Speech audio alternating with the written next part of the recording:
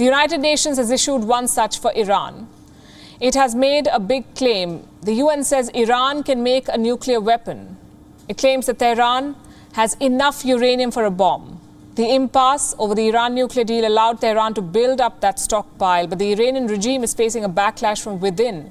Massive protests have broken out against the establishment. Our next report tells you why. The United Nations is worried about Iran.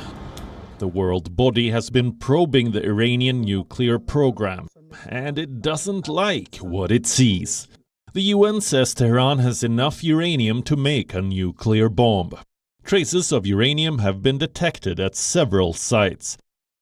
The metal is a key ingredient for a bomb. The International Atomic Energy Agency, or the IAEA, seems to concur with the UN's assessment. It says Iran has around 43 kilograms of uranium. It has been enriched to 60%.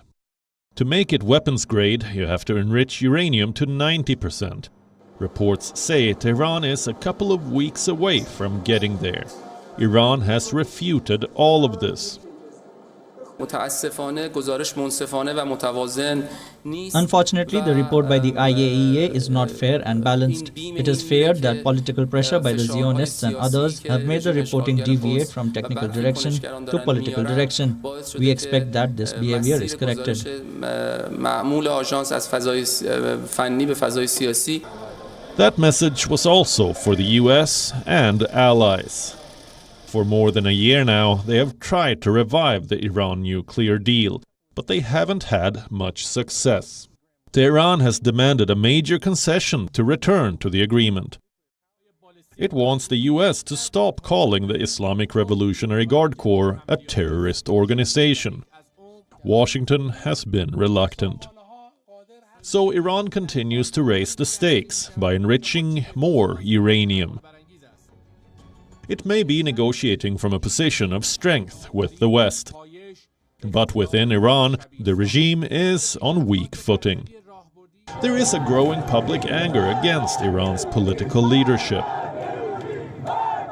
This month, the country has witnessed large-scale protests. Rising food prices forced thousands of people to hit the streets. Last week, the public anger boiled over. A 10-story building collapsed in southwest Iran. At least 31 people were killed. Once again, the Iranian establishment was blamed. Tehran tried to contain the damage. Iran's supreme leader Ayatollah Ali Khamenei dispatched an emissary to speak with the angry locals. It didn't end well. Ayatollah Mohsen Haidari al-Qasir tried to engage with the crowd. Hundreds had gathered to hear him at the same site where the building collapsed. The moment he started speaking, the crowd shouted him down. عزیزان آرامش خودتون رو رعایت کنید، حفظ کنید به احترام آبادان، شهدای آبادان و این عزیزانی که امشب همه ملت ایران سوگمند و عزادار اونهاست.